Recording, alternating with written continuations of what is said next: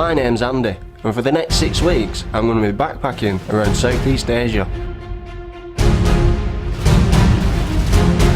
I'll be starting my journey in Bangkok, while I'll have a week alone to explore the city.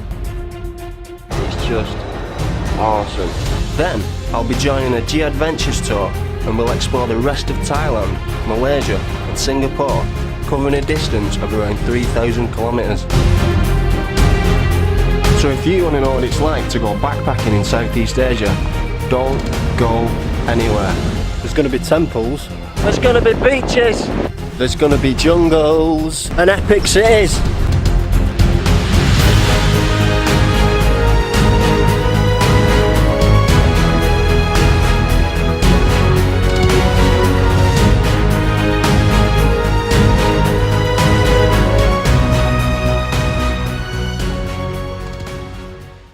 Previously, we spent a few nights living with some of Thailand's northern hill tribes. We went island hopping in Koh Samui, visited Khao Sok National Park and crossed the border into Malaysia, where we spent some time in Penang. This time, we continue our journey in Malaysia and head to the capital city, Kuala Lumpur.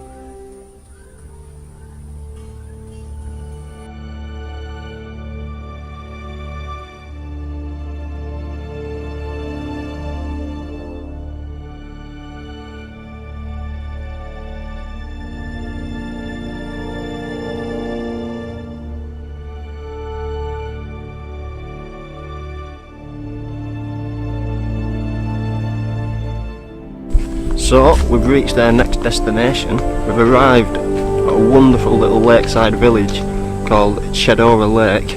We're staying at a homestay, which basically means... oh, there's some monkeys here.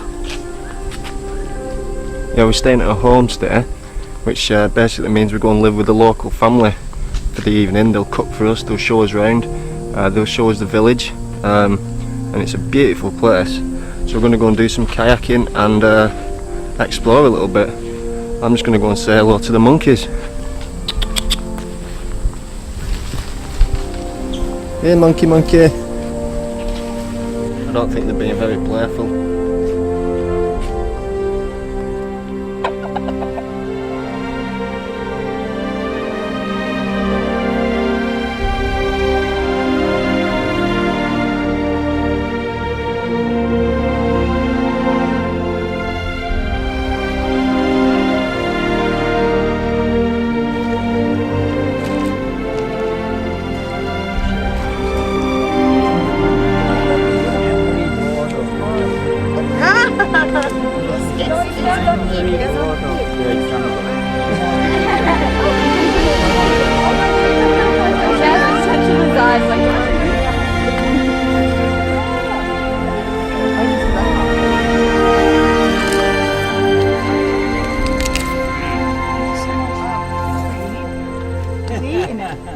You have to record it. Yeah, pass it around. I love lemongrass. I'm gonna rub it on me. That is amazing. I'm trying to make a bracelet. In this typical house here in the 1940s, it's called the Bumbung Lima. That is the design of that house. And that in the early days, typically people tend to build houses on stilts for a number of benefits. Like if they build it by the river, it prevents flooding when the water rises, or if you build it by the forest, it prevents easy access by the wild animals. Plus you can contain the creepy stuff and the ants and all this stuff, yeah. And also it provided good ventilation to the flooring. Plus you can also store like firewood, temporary storage underneath the house, and kids sometimes love to play when it rains. They play underneath the house. Yeah. This is, have you heard of agar wood? Yeah. Agar wood, yeah, for making perfume. Yeah, it produces resin to make perfume. Okay, so this tree, but unfortunately the tree has to be sick before it can produce resin. Because it produces the resin to protect itself or to cure itself.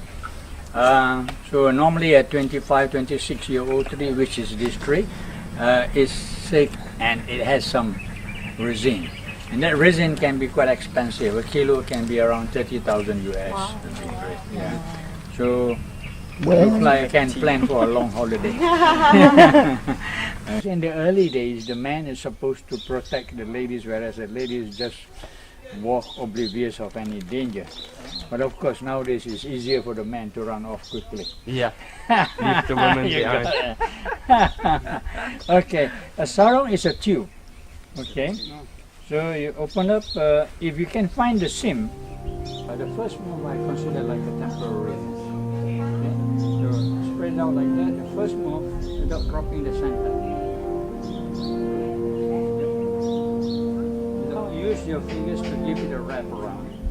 Yeah? And then you do that, you take out the cushion. And then you roll it out to the smallest on the front side, just smallest.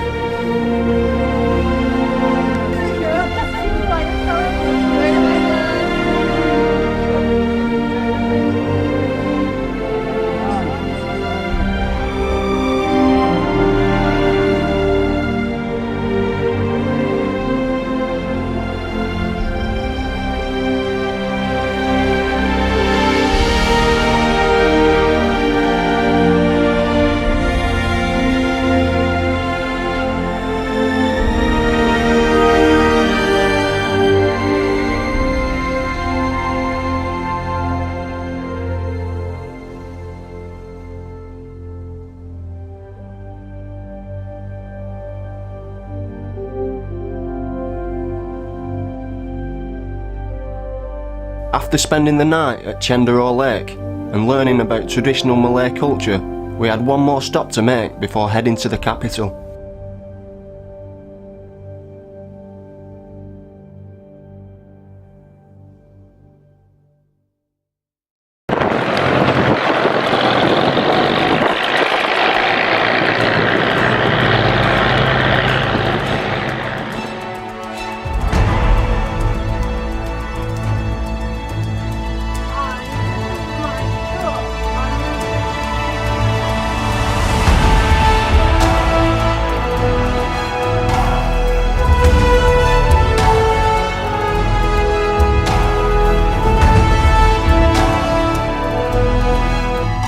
The Cameron Highlands are situated around 150 kilometres from Kuala Lumpur. The Highlands are named after British explorer William Cameron. They became increasingly interesting from that point on, as they have the perfect climate for growing tea. Today, they are the largest area of tea plantations in Malaysia.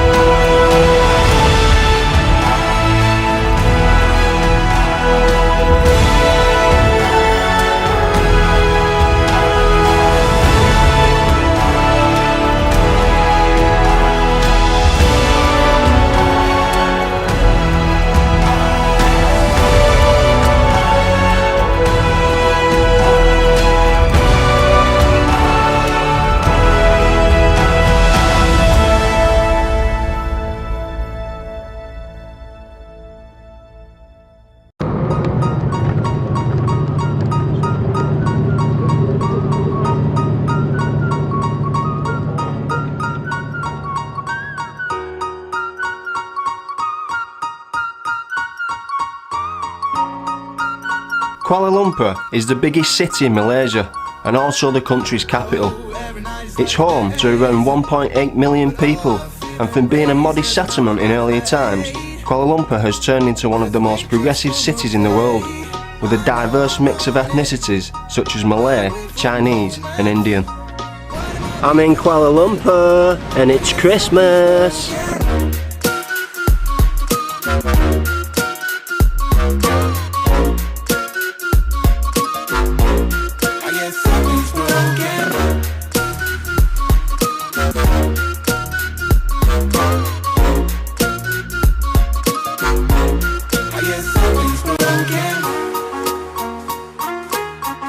So I actually got here yesterday. I was a little bit tired to do anything, so we had a little sleep in the afternoon. And then last night we went out and it got a little bit messy again. We went to this rooftop backpackers bar, which was pretty cool actually. I think we're going to end up going there again tonight. But today is Christmas.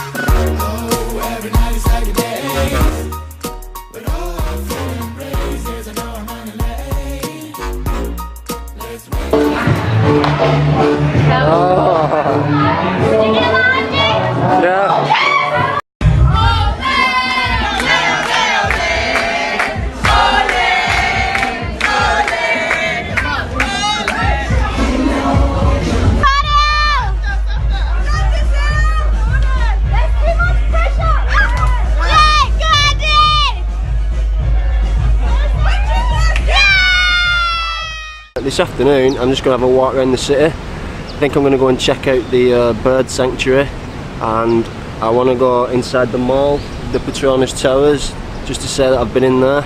Oh, and also if I have time this afternoon I'm going to go and check out the Batu Caves, which is about 20 minutes outside the city. Apparently it's a big memorial site inside this massive cave, so that'd be nice to check out, and I think there'll be a few monkeys around there. It's 1:10 now. I think it's time we went and checked out some of the city. Peace!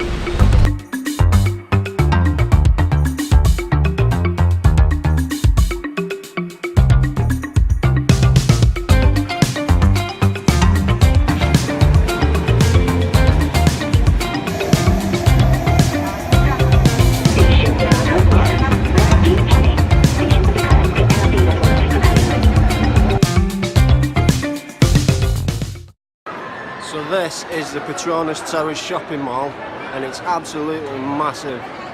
So I'm going to go and buy a new shirt for this evening.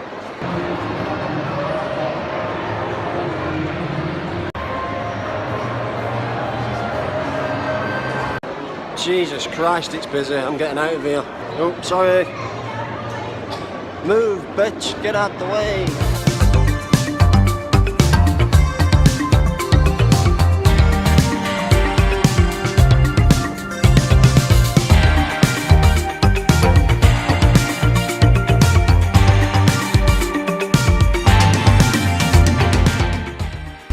I'm actually finding it quite difficult to get the perfect shot of the towers. There seems to be too many buildings in front of them, everywhere.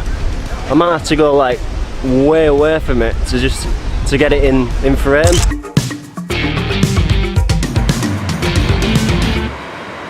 So the Petronas Towers, I think, are still the biggest buildings in Malaysia. They became famous from the film Entrapment in 2007, I think, with Catherine Zeta-Jones and Sean Connery. So yeah, there's a bit of information for you. It's never big enough. This is the jaw-dropping Batu Caves. The limestones that form the caves is said to be 400 million years old. Some of the entrances were used as shelters by indigenous people, and today, and throughout history, Batu Caves is a place of worship. Inside, there are a number of temples and shrines, but if that's not your thing, it's one of the best places in Kuala Lumpur to see monkeys. I spent a few hours exploring the caves and was blown away by the sheer scale of it. and would highly recommend it to any travellers in Kuala Lumpur. So we just arrived at the Batu Caves. Took around 300 steps to get up here, and then when you come inside it's just awesome. The cave is huge, it's amazing.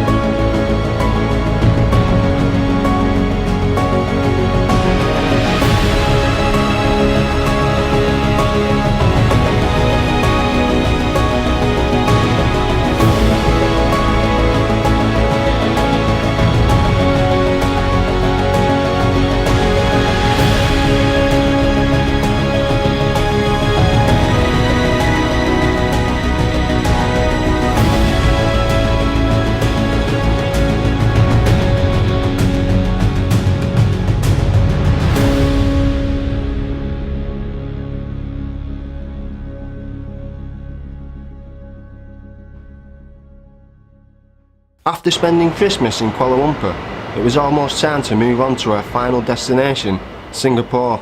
But first, a few of us went to check out the city's bird park.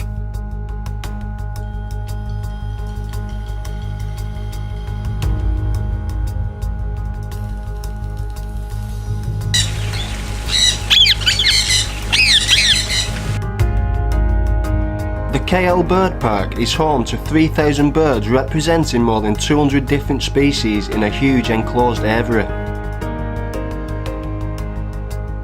Most of the birds here are local, but you can also find imports from Australia, Indonesia, Tanzania and New Guinea.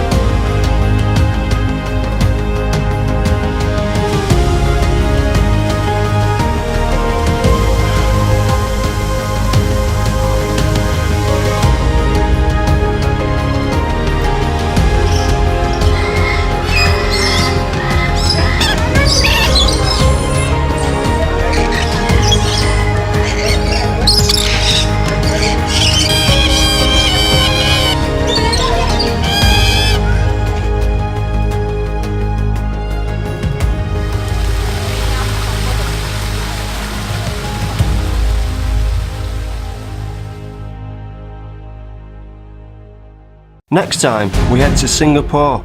We'll explore some of the city's main attractions, check out its incredible nightlife and head over to some of its neighbouring islands. Beautiful by day and spectacular by night.